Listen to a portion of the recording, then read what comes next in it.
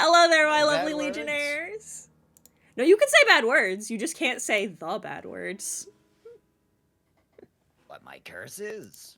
Well, yeah, ideally. I'd like it if you didn't curse my audience. That'd be nice. Well, that's how we show appreciation where I'm from. You know, Klaatu, Barata, Nikto, that kind of thing. If the book that you got those words out of is bound in human flesh, please don't say it around the legionnaires. They're squishy. All of my books are bound in human flesh. Damn. Yeah. It's good leather. It's good it just takes so much time. I mean, whenever you're curing any leather, it takes time. You know, you're paying for quality. It's true. Especially because it's so fucking... Their skin's so thin. Tears so easy. It bruises easy. Ugh. You never want a bruised book. No. It just doesn't look as good on the shelf. No. But sometimes, you know how people have, like, trophy wives? Yeah. It's like a trophy book situation. I have this book specifically because it looks pretty, not because I've read it. I don't fucking...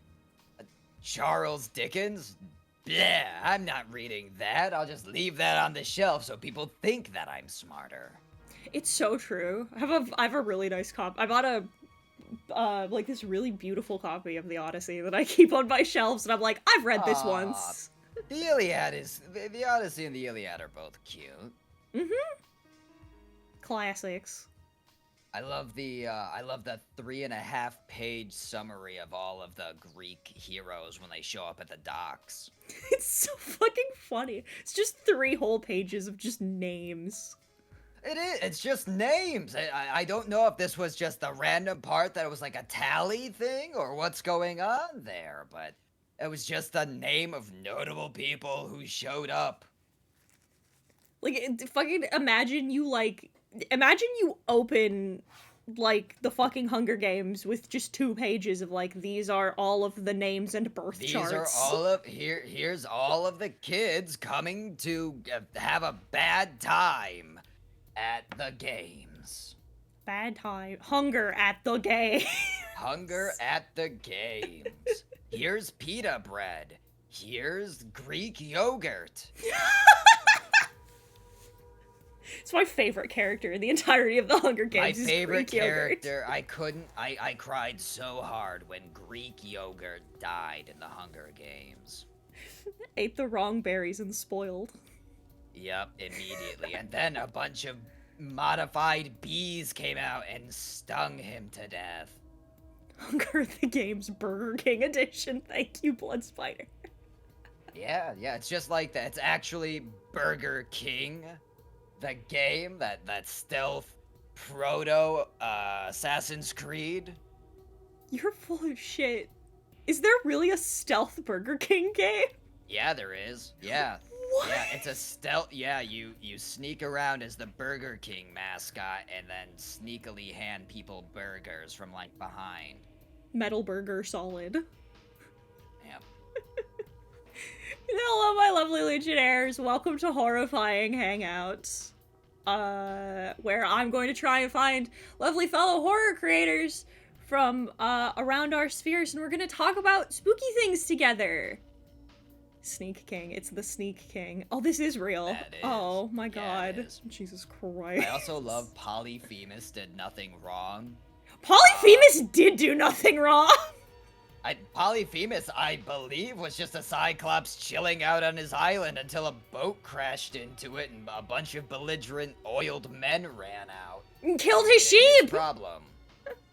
Fucking, I'll never get over one of my favorite bits of the Odyssey is they land on the ship and all of his men are hungry and Odysseus is like, okay, I know that you see the sheep.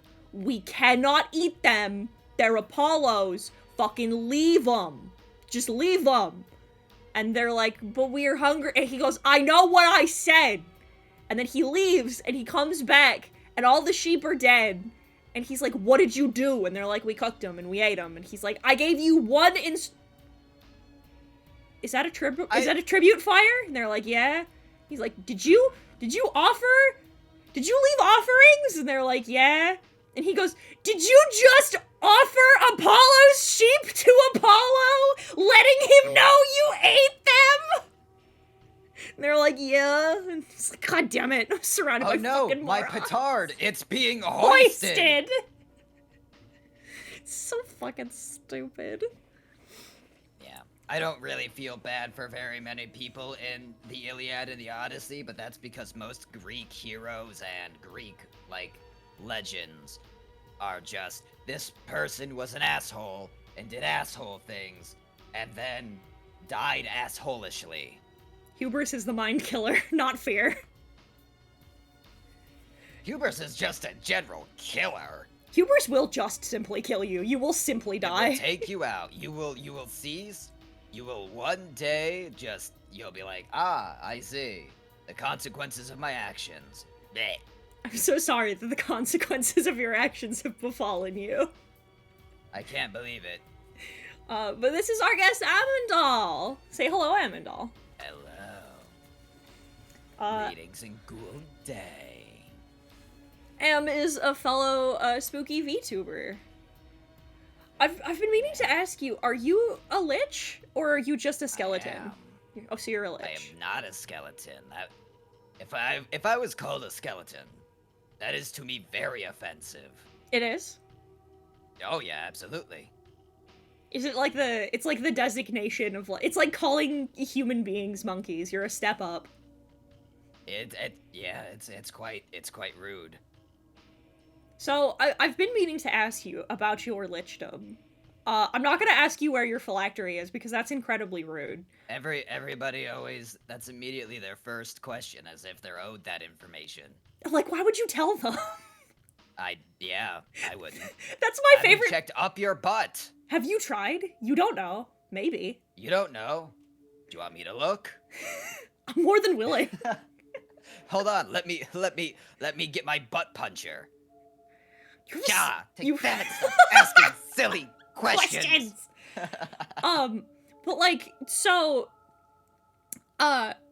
what made you make the decision to transcend to lichdom as opposed to like some of the other methods of immortality? Simple, skin is itchy. So true. So for real. Every day a mortal rolls around in bed, all of your internal organs, which are more or less water balloons filled with more you, rolling around inside of you. What a gross thing. It's so true. Yeah. Peak cleanliness is bone. Yeah. Undeath is the easiest. It's the easiest way to maintain. It's true. Fucking, my life would be so much easier if I were simply bones. Everyone's would be, and that's the thing that no one's ready to have that conversation. Nobody's ready. I also not ready. I wanted to have a very interesting specific conversation with you about I see. Listen, I know before stream we said we were not going to talk about politics, but you see I've bamboozled you because I'm here to talk to you today about why everyone thinks that necromancy is purely unethical. And I think that's deranged. You know what?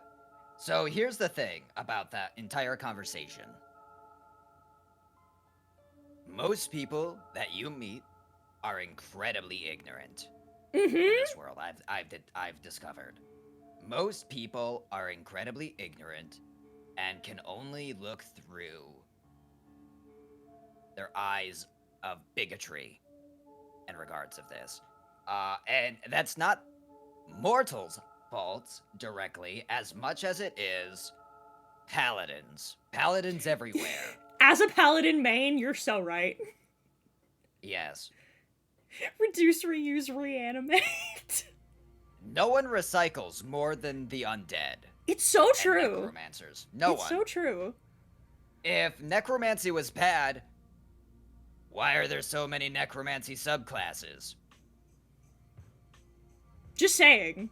They teach it to you in wizard college, so it can't be completely morally bankrupt. It would never be morally bankrupt, because necromancy in of itself is just an umbrella term for 45 different subsects of magical schools. Mm-hmm. You've Revivify got is your, technically necromancy. Sure. I mean, there's hemomancy, which is a subset. You've got flesh crafting. You've got osteomancy. You've got so many different subgroups. That's before you even get into the overlapping schools with, like, druidism and the like. Right? With your circle of spores. There's so many different ways that necromancy is utilized that, it's silly and ignorant to call it evil.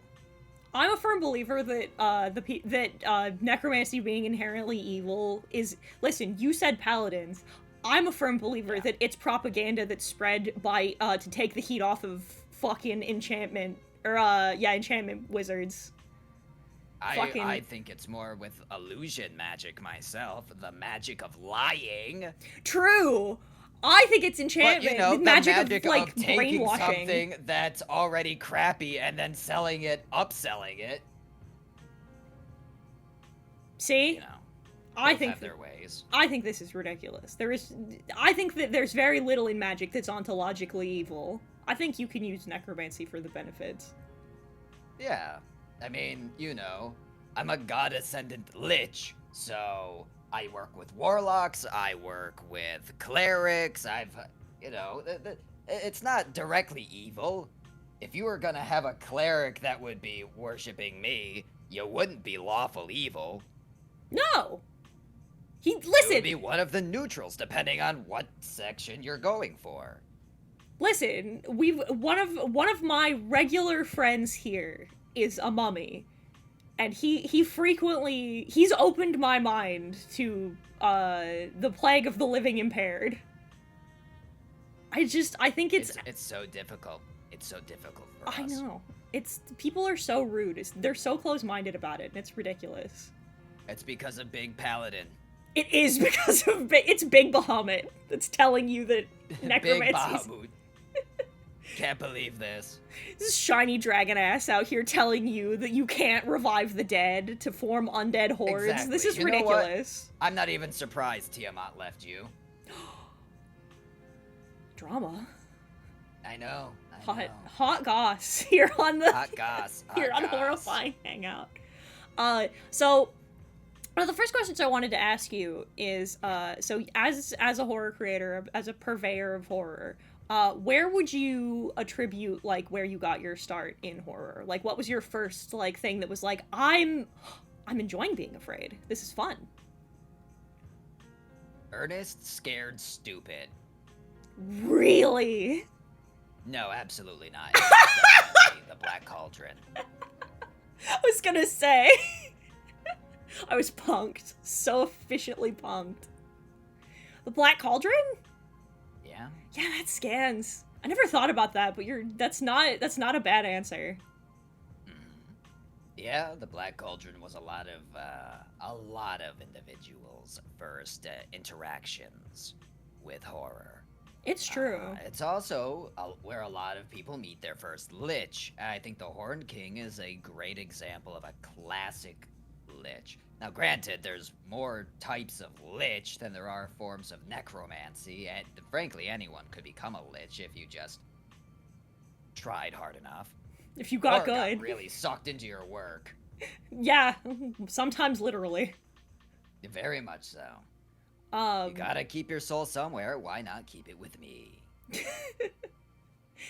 Listen, your soul is kept within your fleshy meat sack, and that's the most dangerous place for it to be. That thing barely works. It is unreliable and unethical to keep your soul in your body. Keep it literally next to you. Food in that. I know! You shit out of there. Exactly. Do you want your poop rubbing up against your soul? I don't think so. Give me your soul, and I'll make sure it's feces free. It's the best sales pitch I've ever heard. Yeah, I've been working on it for a long time. See, all of my points are actually in charisma. That makes sense. What was your first, like explicitly horror film? Or, like, horror thing? My first explicitly horror thing. Yeah, not something that scared you, something that was, like, actually, like, for realsies horror. Probably one of the Alien movies. It's a common starter. Alien. I think one of my first favorite movie for the longest time was Alien vs. Predator. I always really enjoyed that. Are you a big, sci-fi horror guy? I do. The Thing is my favorite movie. Oh, The Thing is so good. Yeah, it's one of my favorites. I was going to jokingly ask you, the original or the remake? You know, I think that the sequel has its place. I think that if you take it as its own unique thing, in terms of you have to look past all of the studio meddling with the practical effects, which is a very tragic situation. Mm-hmm. But if you are able to look past that and just look at what the story is, it is an entirely fine story. It's true. I don't think it's awful. I don't think it's bad. I mean, we're just looking at, if you're looking at the story objectively, I don't think it's awful. I just think that it's really upsetting that the studio meddled as much as they did. But overall, the acting and everything and the ideas that they had in it work really well. It's so true. There's a lot of cool things at play. I feel like that happens a lot. I feel like in a lot of cases, especially with horror, and especially with sci-fi horror, there's a recurring theme of we didn't have the money or the studio told us we couldn't, and therefore it falls flat because of the visuals, which sucks. Yeah, I mean, I've seen so many movies that would have been totally fine if they didn't have the budget of a tin can. It's true, and even more movies that are good despite that. Yeah. Fucking God, The Thing still holds up really well. It does, yeah. That's one of the magical things about using practical effects. Practicals usually look good for a much longer time than, like CGI does. Yeah, CGI just ages a lot more noticeably. Which is weird, because you'd think it'd be the opposite. But, like... Oh? Like, well, because you'd think that, like, oh, CG makes them look real, it makes them look like they're there, but, like, you'd think that, oh, if it's a practical effect, like, I can see all the strings, I can see how it works. So, like, the common layman would be like, oh, it'd be the opposite, but nah, Well, that's the layman, not the laid man. So, they don't know much. You could put... You know, it's one of those pearls before swine situation, I think. Traditionally, in my opinion, the opposite is true. I agree. CGI, in my opinion, doesn't make something look like it's there because of how people are able to interact with it. The only time that I really remember seeing that be the case was recently with Godzilla -1. I want to see that so bad. The CGI in that is very impressive. It has whole scenes that look like they're practical effects, but they're not. And it was a movie made with between 10 million to 15 million. It's insane to me how, you know, a lot of times it just comes down to people having more money than sense. Especially with certain genres of films. 100%. Fucking, are you a big Godzilla guy? Yeah, I've enjoyed a lot of monsters. Are you familiar with the man in the suit?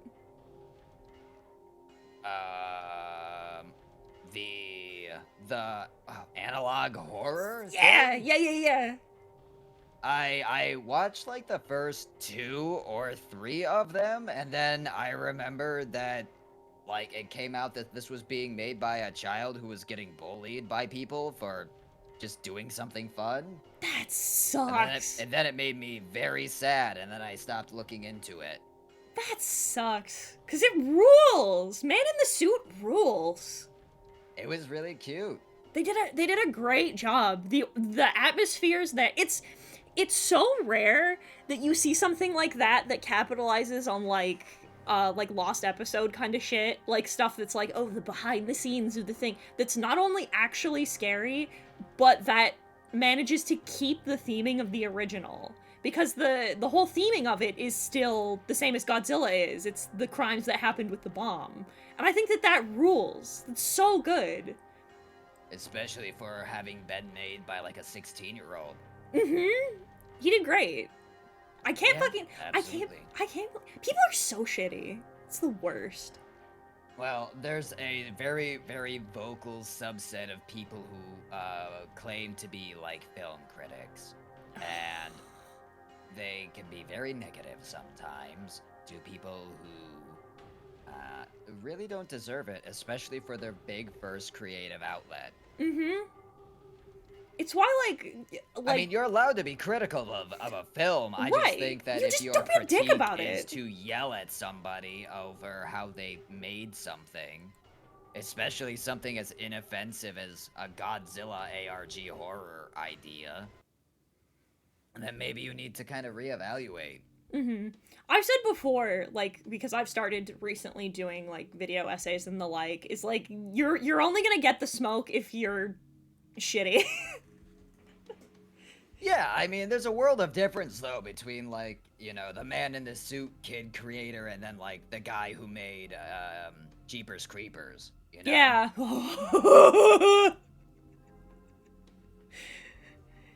Yeah, no shit. Fucking, we can talk all we want about old creepypasta, but, like, sometimes people are cool, and sometimes people are the guy who made Sonic.exe and Laughing Jack. Yeah. You know what? I wish that, and maybe I'm just old and jaded at this point about it, but I wish that children's first big interaction with horror was not Sonic EXE. I just feel like there's much better introductions to horror. I agree. That kids could be going into, but hey. It's partly why I really like, there's certain, like, so I'm gonna give you one of my hot horror takes while we're here. One of my spicy takes. I think that there should be, the way I phrase it to intentionally make people angry, the no nuance version of it is, I don't think that PG-13 horror should exist.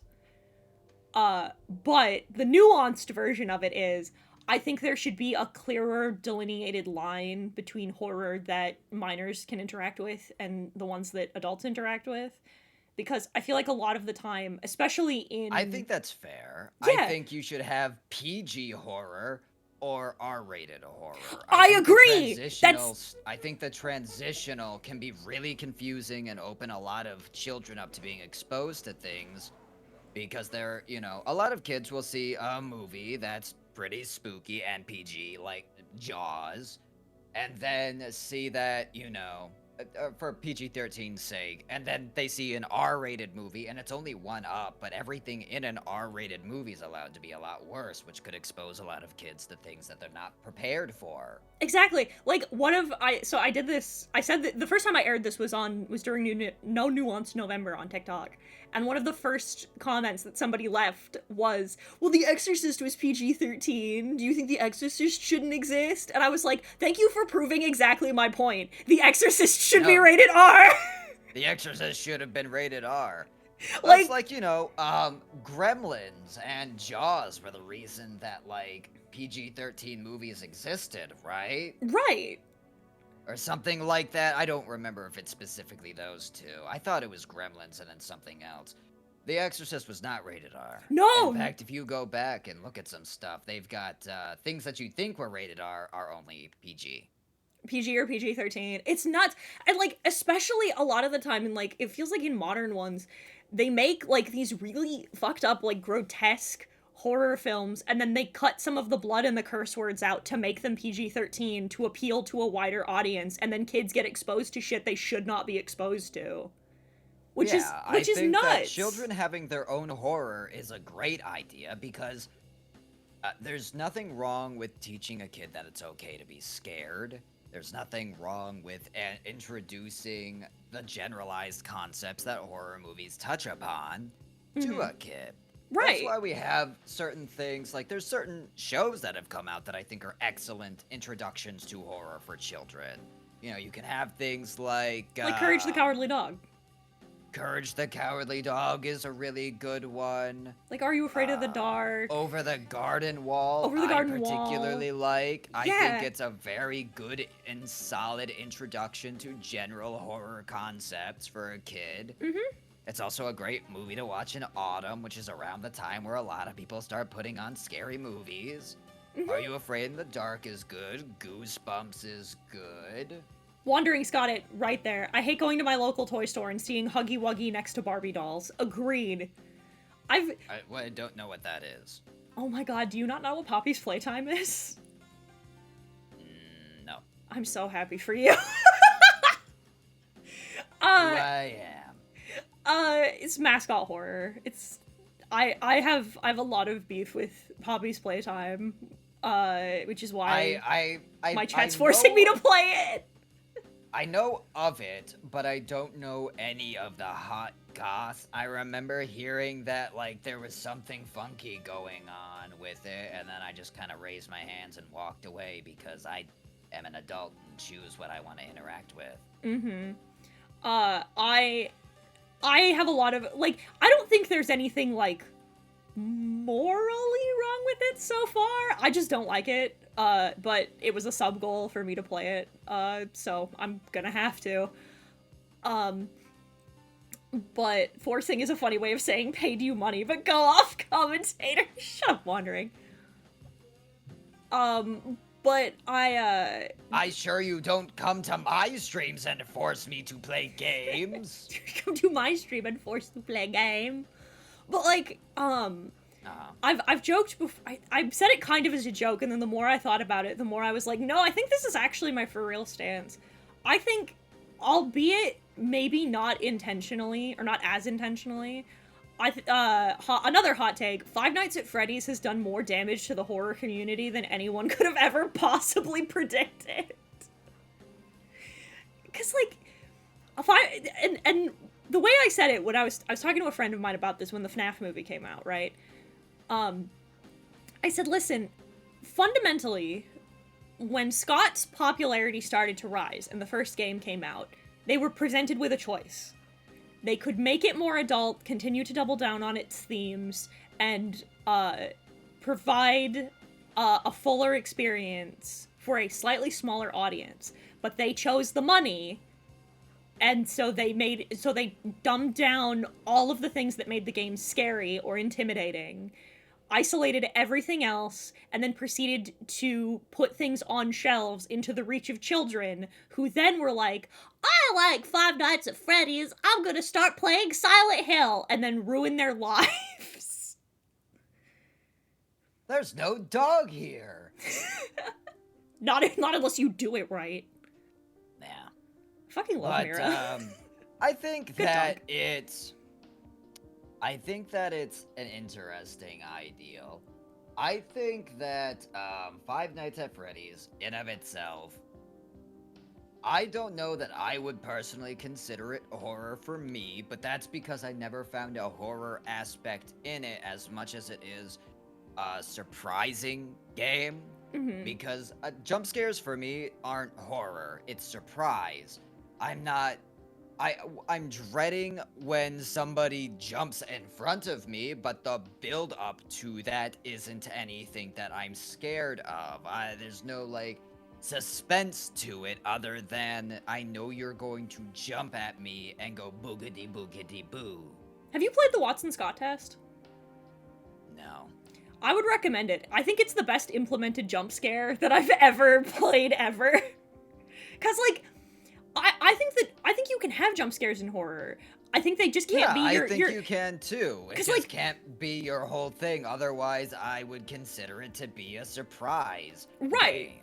Because, like, Watson Scott test is perfect because it's like an hour of very deliberately winding you up and making you more and more tense and uncomfortable, and then it releases that tension by jump scaring you when the game's over, so it doesn't leave you going home with that tension, which I love. I think that's great. But yeah, Five Nights at Freddy's, I think it has horror elements for sure. Sure, but, like, you know, I think having horror elements does not make a horror game. Agreed. Monsters, Inc. has horror elements. But I wouldn't consider that to be a horror movie. My favorite horror film, Monsters, Inc. My favorite horror film. I like it when the blue spotted rug jump out and go spook. I wanted to ask you, because the first time I ever saw you streaming, you were streaming Silent Hill 1. Yep. That was my first time playing that. So, how much of Silent Hill have you played? 1. That's it? Yeah. Have you watched Let's Plays of the others, or are you totally blind to the rest of Silent Hill? I know nothing. I know nothing about the other Silent Hills, but that's intentionally that way because I will be having a guest come and then we'll be playing Silent Hill 2. Ooh. I like to go into these things as blind as I can be, especially when so many people have been very passionate about why or how they love a particular game or series. If somebody has a lot of passion about something, I want to see what it is. I want to be able to enjoy the same thing that somebody else is enjoying. I want to be able to see what makes you happy and then, you know, get to experience that for the first time, which is always exciting for anyone who's sharing one of their favorite things. Oh, then you're gonna love being on my stream! It's the autism. It makes me very excited about a lot of the things I like. You gotta love it. You gotta love it. Are you gonna play the original, or are you gonna wait for the remake? I didn't even know there was a remake. I was just gonna play I was just gonna play the original Silent Hill 2. We're all very excited for the remake, aren't we, Chad? It sounds like it. I don't. Are you familiar with Bloober Team at all? No. Okay, Bloober Team made Layers of Fear. They also made the Blair Witch game. They made a game called The Medium. It had the dog. I remember the Blair Witch game. It had the dog. The one where you had to kill the dog at the end. The game made you. You didn't have the option not to. Because I love that. Big fan of when they make me hurt animals. Big fan. Especially when it's in first person. Yeah, super great. We love. It's incredibly comfortable. Yeah, it makes me feel so good. But like, so yeah, spoilers. I'm not super excited for the studio that brought you, hey, our metaphor says that once you've been abused, you're better off killing yourself so that way you don't hurt others. Bringing me a story about trauma and abuse. Big fan of that. Super stoked about it. It seems like a group that really understand how to send a message. Yeah, which was a good one. Super a fan of that. I think, like, especially when they had a fucking public press statement and people were like, hey, so like, how faithful is how much are you gonna change about the remake? And they were like, well, we're not remaking the game 1-to-1. We're remaking it based on our memories of Silent Hill 2. And I'm like, bad start. And they're like, we're gonna... Yeah, you know, I want to play your memories of Silent Hill 2. Yeah, big fan of that. Big fan of them being like, hey, you know, the community has said that the combat was lame, but that they didn't really care about it so much as they cared about the characters. So we're focusing on revamping the combat. Needs to be done. Hate it here. If the combat's bad, then how will you get that the character isn't actually a fighter and you maybe don't want to fight? Yeah, I know. God forbid. Fucking, I love with all of my heart modern people. Go play Rule of Rose and then, like, come back to me.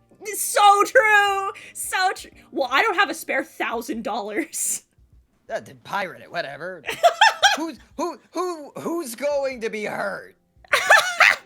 I'm pretty sure the people that made Rule of Rose are defunct. Whatever. Who is pirating Rule of Rose hurting? Yeah, I'm gonna pirate it right now. Fucking, well, yeah, I'm going to download 1,000 copies of Rule of Rose and give it out to all of my homies who have the PlayStation 2.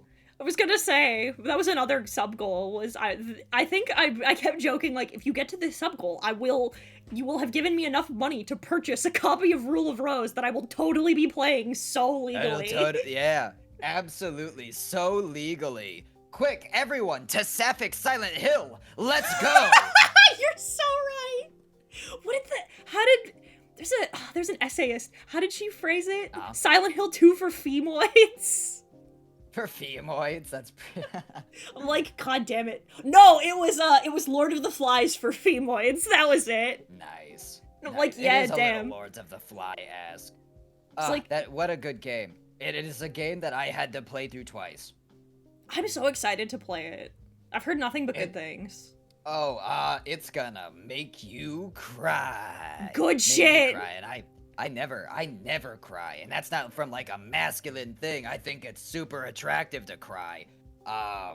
No, I for whatever reason, it's hard to make me cry. So when something makes me cry, it's like it flips a switch, and I'm in love with it. It's true. Fucking, I'm the inverse. Chat can attest. I was fucking sobbing because of the ending of Super Mario RPG. I cry all the time. Good cry. Get that out. It's just so cute. That's amazing. Mallow brought back Gino's body, the body that Gino used, the little toy that he was inhabiting, so he could be part of the celebration of beating Smithy. It was really cute. Aw, I've never played that. You should, it's cool. What does femoid mean?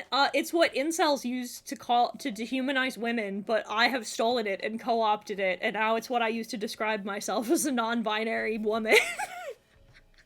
Nice. But like, fucking, I'm so tired. We were talking about this earlier during during our pre-show. I'm so tired of like, we were talking about this in regards to like, I'm getting really tired of people using SA for shock value, which is true. Sure. Which is true. But we have a thing here, and I don't know if you can attest to this one as well. I would imagine you can. I'm such a big fan of modern indie horror making me kill myself. I hate that shit. Why do they keep doing it? Why do they keep doing it? They can't keep getting away with this. Fucking, I'm so tired of this. I'm so tired of like it doesn't do anything except occasionally trigger people who are playing your game, especially if your game's first person. Fucking, what the fuck? One of my biggest fucking beefs with Madison is like, yeah, are you ready to do the button prompts? Stand on the chair. And I'm like, what the fuck is the matter with you? Yeah, well, it just comes back to that shock value, because it's cheap shock value, and it's, Right? And it's like... Just, why not? I paid $14. Sure. Love it. Thanks. Paid $14 to kill myself. Fucking... I love it. I don't... It's one of those things, like, I don't understand, like...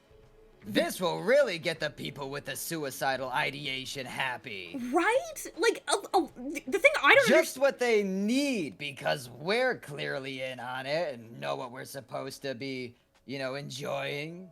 The thing that I don't get is, I've seen a lot of people talk about this now, and I'm so glad that it's becoming something that I'm hearing more and more people talk about, is, like, a lot of the time, it seems like half of the critique of these things is like, oh, well, it's raising awareness. It's trying to, like, spread a message. And it's like, the awareness of what? That suicide is bad? Congratulations. I'm so glad. Here's your How fucking... much are you donating from your proceeds to anything for that?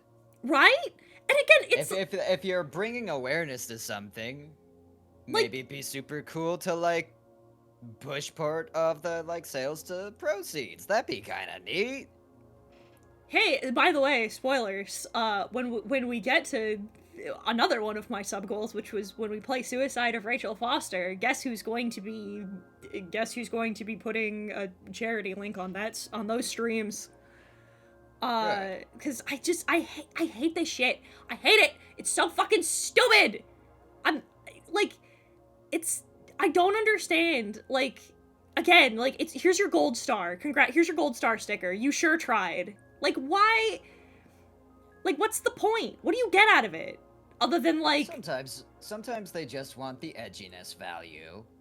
And you know what? I think that there's, if you enjoy that kind of thing and you're like, that's what you paid for, fine, whatever. I'm not going to harsh somebody's thing if that's what they like, right?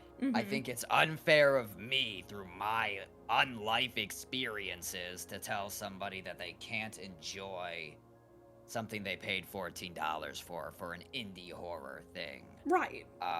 If it's just like, you know, edgy for edgy's sake, and people are like playing Hatred or whatever, right? Or what was it? Agony was definitely one for a time. They definitely like, yes, let's get this thing an AO rating from all of the horrible stuff going on. It's like, if you want to enjoy Agony, go enjoy Agony. As far as I'm aware, it's not really that problematic a game. Go nuts. But I really think that we as consumers probably deserve a lot better than what we end up getting most of the time when it comes to some cheap... Now, that's not true of all indie horror. There's excellent ones, like Who Lives Under the Lighthouse.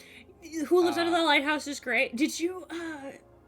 Panatopic is great. I'm a big fan of Anatomy. Anatomy's a good one. And there's so many excellent ones coming out, too. I love indie horror. Speaking very much. Speaking of Silent Hill, do you have a PS5? Yeah. No. Okay, if you manage to get your hands on a PS5, you should try. It's free. They released it just a little while ago.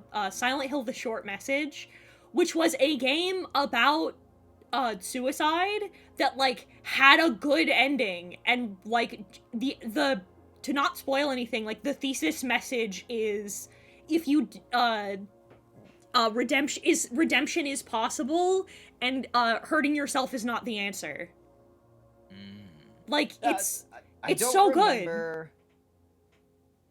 Did you read into me with the Silent Hill is good again message? Yes, and that was what we were playing. Yes, I was just about to say, I remember this because we had a whole conversation on stream after the fact. I'm like, oh, well, that's good to know. I love it when Silent Hill's good. If Silent Hill can have the turnaround that, like, Resident Evil did, where, you know, it made games that I really liked... I don't like Resident Evil. That's my hot take. I think the first 6 Resident Evils are god-awful, and I hate them. But that's from somebody who does not like doing puzzles. I was gonna say, I'm like, that's a hot... I don't like puzzles. Oh, there it is.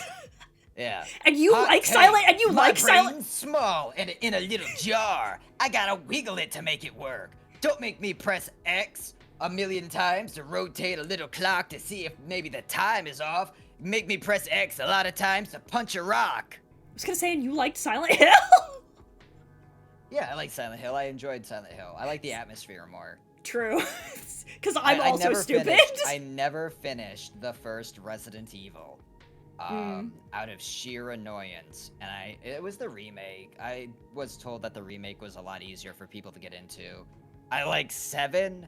I never played 8. I didn't like all of 7. I liked the first half of 7, and then the second half was boring until it had a good ending.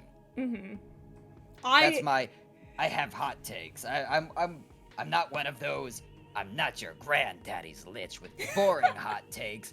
I believe peas belong in macaroni and cheese. That's horrible. It's villain shit. I have the greatest hot takes of the century. One of mine that gets me burned at the stake regularly is that I don't think Silent Hill 3 is very good. I have not played it yet. I don't think Heather's bad. I think she's the least good of all the protagonists. I hate the cult shit. I've talked about it 1,000 times. I think the cult shit's fucking stupid. The cult shit. That was in the first game. They had the cult. The cult comes and goes throughout various different games. Sometimes they'll talk about it, sometimes they won't. I'm not a big fan of the Cult of Samael. I think it I think it tries to demystify the town, and I think that inherently just is lame. Yeah, it is. It's one of those things where when you have too much knowledge, it spoils the fun. Mm-hmm. That's one of the things that I think X-Files struggles with on occasion, is they give you too much information on a few of their monsters, as opposed to just letting it be fucking weird. Right. I remember this one. This was after they introduced that aliens exist and like ghosts exist. Simultaneously, right? yeah.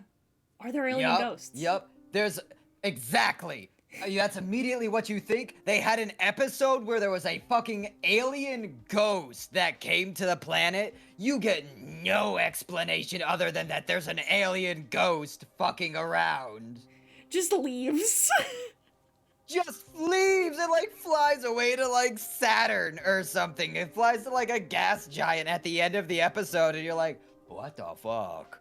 I love fucking so I'm very recently getting into Star Wars, right? And Star Wars horror does this too, where like I'm minding my own business and I'm on TikTok and I'm introduced to the Star Weird and I just show it to Justin, who knows all of the things. And I'm like, what the fuck? There's like a force-sensitive demon that lives out in like, just hangs out in space and phases through ships. Few. And I'm like, there's a few. And I'm like, what's the deal with that? And he just blinks at me and goes, I didn't know this was a thing. Yeah, there's also like an eldritch, evil, force-eating like deity. Yeah, I read there's a manga, there's an Edge of Balance manga about it, and I'm like, this is horrifying. This thing's fucking the Shri Karai Karai, and I'm like, this thing is terrifying. And I look at Justin, I'm like, what's this thing's deal? This is a High Republic thing. You like High Republic? And he goes, you have told me things about this I did not know. And I'm like, God damn it. Yeah. Well, that's one of the things. Star Wars has a lot of really excellent horror, actually. This is before you even get into the things that most people think of when they say Star Wars horror, like Death Troopers. Right. Which was a cute little one-off. Mm-hmm. Well, I guess it became more than a one-off. But then you get, like, your Geonosian, like, life cycle stuff, which is super fun. The fucking Geonosian zombie. Fucking glass that whole planet. It's good. Just glass it. There's no... I don't know why they didn't. Everyone's like, oh, well, they couldn't blow up planets until they had the Death Star. It's like, no! They brought in fleets during the Old Republic to glass a planet. Turns out, when you orbitally bombard an entire planet with 150 starships, it doesn't matter if you have a Death Star or not. These are the Star Wars. Fucking, listen, I'm not saying that Darth Vader was a good guy. I'm saying the one good thing that fucking Darth Vader ever did was fucking wipe out all life on Geonosis. And then you've got, like, Rack Ghouls, which are infinitely worse. I love... Are you watching Bad Batch? I haven't, I watched, like, the first episode of it. We're going to be doing this thing where we're watching all of Clone Wars. Okay! To Bad Batch. Okay, are you familiar with the Zillo Beast? Yeah, the Zillo Beast was in Clone Wars, right? It was the giant kaiju. Hey, I hope you're excited. Could you imagine being the shitter that Palpatine is, and then a fucking 80-story tall monster almost ruins every single plan that you have laid over the course of 50 years? My exact joke. Just by happenstance? My exact joke. The same joke from earlier, first of all, is my petard. I'm being hoisted by it. But, like, I made the same joke while we were watching, and I'm like, God, Star Wars would have been so different if the Zillo Beast had just fucking eaten Palpatine. Would have been entirely different. Oh, yeah. It's because and nobody Palpatine know! is an idiot. And nobody know is the funniest part. Nobody have any idea. Nobody would ever know. They'd be like, oh, no, the senator, the Supreme Chancellor died. What an unfortunate situation. Let's elect a new person. Huh. Things seem to have gotten a lot better on that Clone Wars front. That's very suddenly. Yeah. Fucking, but like, First of all, I hope you're, no spoilers, I hope you're excited to see the Zillow Beast again. But, like, I love that they're like, okay, so Palpatine is like, I'm going to clone him for totally not evil reasons. And then I look at Justin. We need his scales. Yes. They're lightsaber resistant. For ships. Wow, you mean like the other 46 materials that are lightsaber resistant? Fucking, but like, and then I look at Justin and I'm like, I think I know the answer, but like, does anything come of that? And he goes, nope. And I'm like, cool. Not in Clone Wars, it doesn't, evidently. Not for like 20 years. Yeah. It's insane. Fucking, but like, I love shit like that. I love when it's great when they tell you nothing. When you get nothing. Yes. It's like, what the fuck is that? I don't know. Shrug emoji. Yeah, it's the Sarlacc pit. Sarlacc pit situation for me. Sarlacc pit, super spooky, super unnerving until they start talking about it. They're like, oh, you'll be digested over the course of 1,000 years. No, the fuck you won't. Shut up. That's incorrect. He's vibing.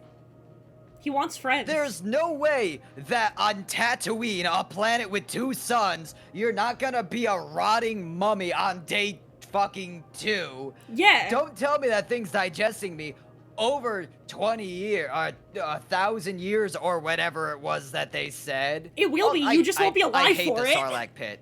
I hate the Sarlacc pit so much. It is such a dumb animal. It makes me so mad. He's just vibing. He's just minding his own business. I'm just gonna sit in the sand and hope that food falls in my mouth, but I'm not gonna move or go out of my way to get it. But we're also gonna, like, sit in colonies. Oh no, I'm being eaten alive from the butt first because a crate dragon arrived. What an unfortunate situation.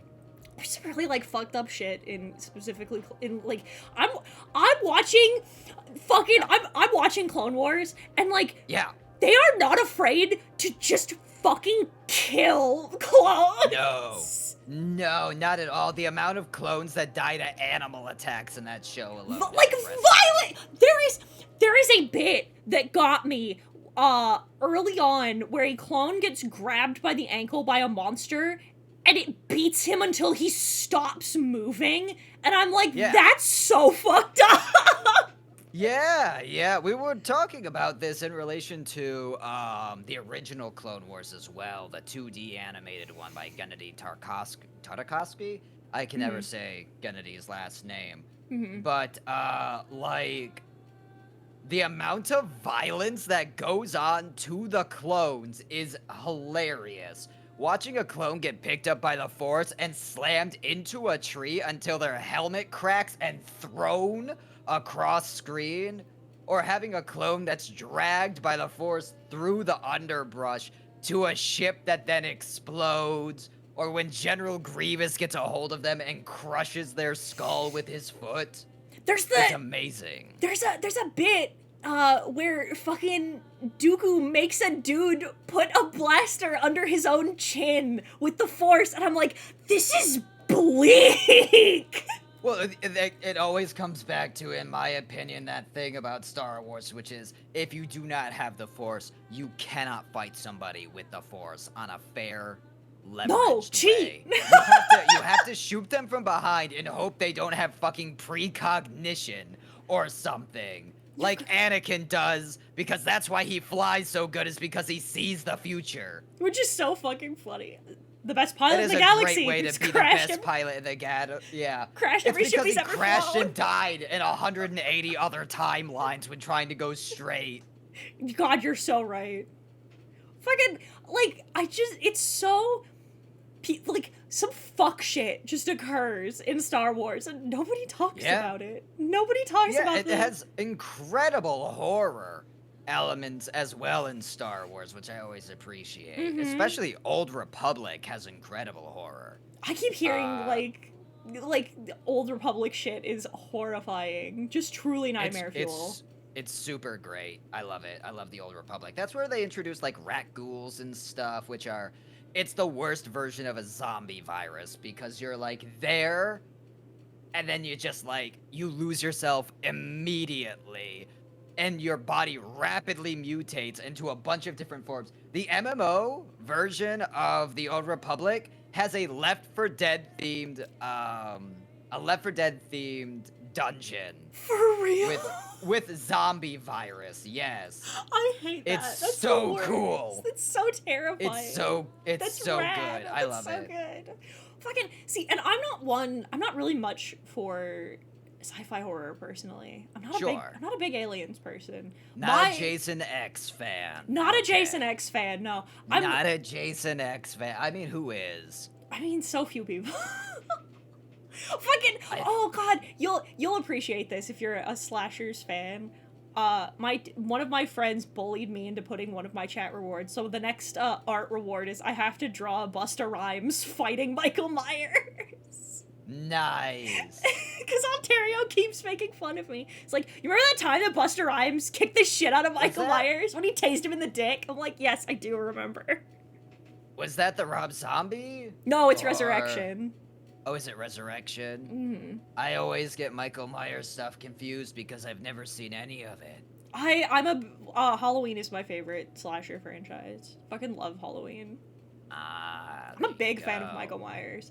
Fucking, I just, speaking of, tracing back to, like, it's better when you don't explain it. I love that, like, there's a bit in Halloween 2017, which is like one of my favorite slasher movies of all time, if not my favorite slasher movie of all time, before they fumbled the bag in the other two. But there's a bit where Michael's in jail. He's in prison after what happened in the first movie. And this group of like true crime podcasters toss his mask like to his feet. And it's a conversation he has towards the end of the movie. He's because this happens later. He's talking to his therapist, like his court-appointed therapist, and he's Michael Myers. Yeah, or his therapist Myers talks. No, his therapist is talking to Michael Myers. I see. And he's prodding him, and he's like, "Tell me why you did it. I want to know why you did it. I want to understand your this, that, and the other. I need to understand." And there's a pause. And I was on the edge of my seat. I'm like, don't let Michael talk. Don't let Michael talk. And he doesn't. He thinks about it for a minute, and then he grabs the guy by the face and fucking smashes his head through the dashboard, and I'm like, good shit. Yeah. Because, like, the thing about Michael that I find so fascinating is we have no idea. Canonically, there's no clue. Nobody knows. Nobody knows why he did it. Some people just be borked. Some people just one day, this child, this fucking, like, 10-year-old boy was like, I'm gonna kill my sister and her boyfriend. Just cause. Sometimes, yeah, I mean, SpongeBob just got finished, and what else is there to do on a Friday night? Yeah, Halloween's boring, and my girlfriend, my sister and her boyfriend won't stop fucking, and I want to go trick-or-treating, and if they won't give me what I want, well then I guess I'll just have to eviscerate them. Sometimes there's nothing for you other than just, familial murder. It's all you got. It's so true. He did because Paul Rudd witch magic. Don't fucking talk about Paul Rudd witch magic in my goddamn presence. I hate it here. Hate it. Paul Rudd is in fucking, I think it's H2O, and it's wild because Paul Rudd does not look a single bit different than he does right now. He looks exactly the same. Some actors just never age. They never age. It's fucking fascinating. I'm a big fan. I'm a firm believer in having seen Halloween 2017. I want, if you're gonna remake like 80s 90s slasher movies, I'm a firm believer that you can do it. You can have new casts in the same villain. You have to have the final girl be their cool badass mentor though. Yeah, I think you have to. That's fair. That's the rule. Because the rule. I'm so here for fucking crazy old grandma Laurie Strode just being like, no, my house is booby-trapped. I have a fucking 45 on me at all times. If this motherfucker steps foot on my property, I am sending him back to God. It's so good. Yeah. And that's the one thing that I liked about Michael Myers as an individual. He's not immortal. It's just that he fucking catches you by surprise. That's it. He's just he's quiet. a quiet, tall man. The shadow, that's why they call him that. The figure, the shape, that's what it is. He's the shape. That's the technical name. The shape of water. And then it's him kissing the fish man. I love that movie. It's one of the best romance movies I've ever seen, actually. Unironically, not a joke. Yeah. 2 worlds, 1 family. Fucking, it's almost like, oh, have you heard they're doing, like, anthropological studies on why women want to fuck monsters so bad? Good. Probably because they're hot as fuck. Is it a study that needs that much research? The common consensus seems to be that in the modern age, when modern dating is like as horrifically borked as it is, it's the idea of something that is so physically unappealing but can in fact care and protect in a way that is more like traditionally affectionate is being seen as like more ideal. Is like the psychological reason. They're looking way too hard into it, and it's just a matter that the monsters are very like sexually designed. Also true. Yeah. Listen, look at the xenomorph. Listen, no. Look at that thing. Friends with so Tell many me that wasn't Tetra. designed with intent. I'm so fucking listen. I'm friends with a lot of monster fuckers. I'm just not one. Physically unappealing. I think I'm an outlier on that one because. Yeah, telling me that, like, some of these monsters are physically unappealing is very silly because a lot of these monsters are metaphors for sex. It's true. Fucking, why is Dracula like that? I have some news for you about Bram Stoker. Yeah, I have news about Bram Stoker. Did you know? Very inspired by Carmilla, the gayest vampire of her age. Guys, you don't understand. She's so scary because she likes to fuck women. She's a lesbian. Ooh. Fucking so... The Sapphics are coming to get you, Martha! The Sapphics are coming. They're gonna steal your wives. They're here. They've stolen my wives. Fucking... I'm not, like... Listen, I've also said this because somebody else was talking about this in chat, and I wanna, as a monster enjoyer, thank you, Blood Spider. As a monster enjoyer, listen, I don't mind. I've said before, I have lots of friends who are tetrophiles. Most of you like to fuck monsters, and that's fair and fine, and you can do whatever. I'm not gonna kink shame you. However, please don't fuck Pyramid Head. I'm begging you to not fuck the physical manifestation of misogyny for 5 goddamn minutes. You can do better. Please, God. I ask you for so little. Now.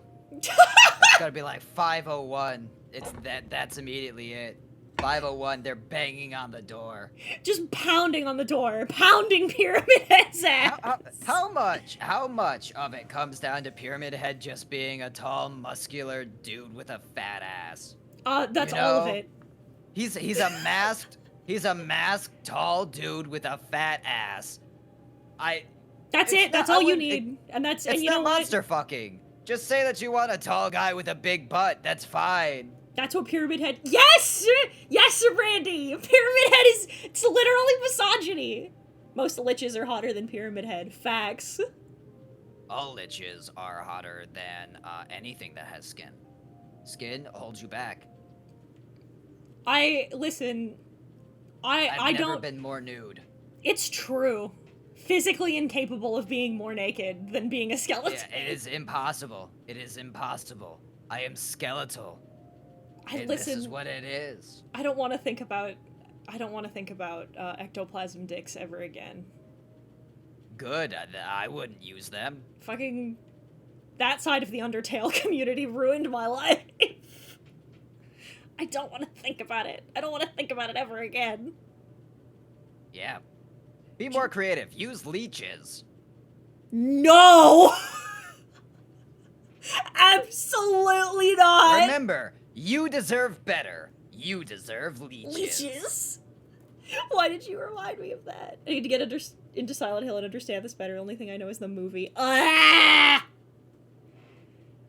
The second movie, hot take, the second movie's actually not too bad. It could be better, it could be worse.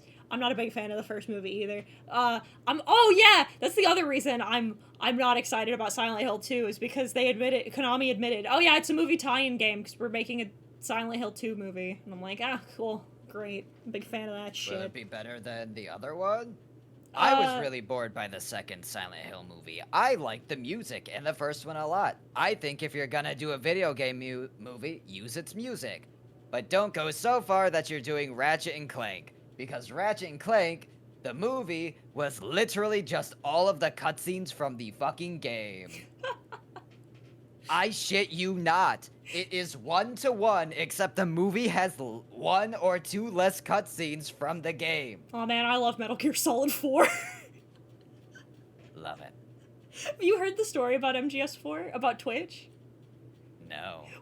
When Twitch was in its infancy, like, all you could do was play video games. That was the only thing you were allowed to do on Twitch. And a Twitch mod caught somebody streaming Silent Hill 4. Or not Silent Hill 4, fucking Metal Gear Solid 4. And they told him, hey, you can't watch movies on Twitch. Because he'd been in a cutscene for, like, half an hour, and he was like, dog, this is MGS4. The game's just like this. There's a few JRPGs where you will be sitting down and having a 1.5-hour long cutscene. Just kick your feet up. Yeah. The easiest stream of my life. Yeah. I'll think about Ghost Dicks for you. Okay, thank you, Daedalus. Thank you, Daedalus. I appreciate that. Ectopene is no, but what about Phantom Peen? Phantom Peen sounds like the next Metal Gear Solid game. MGS5, the Phantom Peen. The Phantom Peen. Snake here. That's a good snake. I've got a Phantom Peen. Otacon. Otacon, check out this Phantom Peen. Fucking, Yeah. This was another question I wanted to ask you, is, like, do you have a particular, like, favorite kind of horror, like, genre-wise? Fantasy horror. Fantasy horror? Fantasy horror. The horror that never gets, like, as much love and appreciation as it needs. I agree! Stop giving me zombie apocalypses that are happening in fucking LA or Detroit or anything like that. I don't care. I want a medieval knights versus zombies. If you're gonna do another zombie apocalypse to try to get some spice in there, give me knights versus zombies. Oh, that's rad. Give me a necromancer is raising the dead. You need to go stop him. Give me that horror. We deserve better horror than another zombie remake. See, and I don't care. See, and I'm a big firm believer as well that, like, you can do some really cool monster shit. Like, fucking, Yeah, you can. this is why, I haven't seen it yet, but, like, this is why Pan's Labyrinth is peak, is because you can do, like, crazy, Feywild horror shit go crazy! Yeah, absolutely. It's a great movie. And yes, Kingdom is good. I didn't watch the movie, I watched the TV series. But Kingdom is great. Kingdom is set in, like, a feudalistic, I don't know exactly the year, I think it was, like, 14 something. But, yeah. No, Kingdom was great. It's a feudal Korean, zombie apocalypse. I want to check that out. That sounds sick as hell. It's on the Netflix, which means you should pirate it. It's very good. I highly recommend it, at least as far as I've watched with it. That shit's rad. That's so fucking cool. Hit me with a Black Cauldron again. I love Black Cauldron. It's one of my favorite movies that is only okay. It goes from being bad to incredible, and I think that equals out to okay. That's my personal experience. I mean, everybody, you can enjoy or dislike the Black Cauldron as much as you want. Right. I don't want to tell you what's good or not because that's so subjective. But I personally love parts of the Black Cauldron, and then I'll go back and rewatch those. We here on the Heat and Mitsuru channel frequently, I talk shit about things that my viewers like constantly. My audience is very aware of my word is not law, because they've also fought me about my takes all the time. Sure. I don't want to hurt anybody's feelings. Some people really love certain things. It's true. Fantasy horror is so underrated. Yep. Like, you almost never get it. Like, you can do some crazy shit, like, in D&D. Having run some horror-themed D&D, like, you can do some really fuck shit. It's just Ravenloft. God, Ravenloft is... There's bits... So we're playing Curse of Strahd. There's bits of Curse of Strahd that are just fucking horrendous. Yeah. And then you throw in the False Hydra to really give them a spook. What? You don't know about the False Hydra? I've never heard of that before. What are you talking about? You and your band of adventurers walk into an inn. You leave the inn. It's now sunset. You have 4 less adventurers with you. The False Hydra is a manifestation of, like, greed and hunger that is this pulpy, white, gross, like, skinned chicken-bodied monster that has the face of a human that screams, and when it screams, you forget it there. You forget it was there. Yeah, we fought. It was there. I was doing a bit because we fought one before. I love them. And it was great. The punch of our dearest Brooke and Justin. I was playing with them, and our DM for that was we were playing, and once we had killed it, they remembered because they'd gone the whole session, and he's like, now you remember why you were here. You find the body of your daughter. They'd forgotten their own child. It was so... It hit like a truck. It was so good. Like... Take them to your local necromancer. They did. We believe in raising a family. There does need to be more fantasy horror, you're correct, Ammy. Give me Robin Hood and his merry men fighting a horde of undead summoned by a necromancer that's hired by the Sheriff of Nottingham. Oh! Exactly. That'd be so good! That'd be so cool! It's because Ginger's smart. Ginger's very smart. That's a good one. No. Can I eat the False Hydra? I wouldn't recommend it. I'm gonna put you in a little jar and I'm gonna shake you. That's how smart you are. I'm going to shake you gently. As opposed to the other thing that happens with jars. I'm not going to shake you gently in my little jar. I'll shake you violently. I like to hear the sound your bones make. I want to hear you pinging. Rattle. Do the Hellboy comics count as fantasy? I would say so. Yeah, it has fantasy horror elements. Some of the movies do as well. Mm-hmm. But that's because Hellboy is rad as fuck. I would count like Sandman as fantasy horror as well. Yeah. Fucking God, I love some of the horror in the Sandman is so... Did you see the Netflix adaptation? No. Oh, I had to watch 24-Hour Diner alone because my roommates were like, well, you've read the comics. I'm like, I have. And they're like, is it fucked up? I'm like, it's one of the most fucked up things I've ever read. And they're like, cool, can you watch it and tell us if, like, we'll die? And so I had to watch it by myself, and I walked back out, and I went, you're not gonna lose anything in the plot. Both of you will explode. There's so fucking, like, there's the whole bit. The whole premise of the 24-Hour Diner is there's a guy who he's stolen Morpheus's, a piece of, like, Morpheus's powers, right? And in the comic, he just, like, brainwashes this group of people in this diner to do a bunch of, like, horrible, violent things.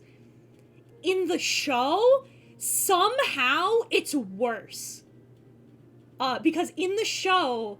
he doesn't mind control them. He makes it so that they can't lie. And then from there, he starts peeling away, like, oh, it's your social inhibition to do this. your moral decisions to do this. So instead of brainwashing them, he's like, I'm just taking away the parts of you that are, quotes, the lie. So they just start like brutalizing one another in like horrible, twisted, fucked up ways. And it's so much worse because of the framing device of like, this is what you want to do, but the parts of your brain that stop you from doing these horrible things to others because you are, like, a good person are now gone. Like, those parts of you don't count, which I think is wild. And, like, it's so fucked up. It's so fucked up, I loved it so much, but I've never been so uncomfortable in my life! Nah. There's all To answer your question, Blood Spider, yes, Coraline is definitely a horror movie. Oh, it's for a sure. horror movie that was made for children, yeah. Just for like how sure. Paranorman has a lot of horror elements, which is another great way for children to experience horror. I agree. Yeah. It's almost like Neil Gaiman's a genius. Yeah.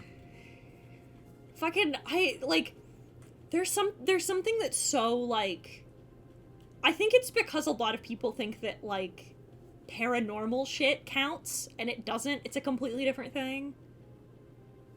It depends on what you're doing in the movie, right? Like, if it's, there's a world of difference between, I think, a thriller and a horror, if you want to get, like, technical about it. It depends on how anal you are on things, you know? And it depends on where, like, you want to be able to draw that line. With music, like music genres, you know? Where is the line for you? And how technical do you want to be? How much does it mean to you? That's not a bad thing. It's all how it matters to you. Jimmy Buffett isn't country music in this essay. Get one of my friends to physically fight me. I keep telling her Jimmy Buffett's not country. She gets mad at me. Nice.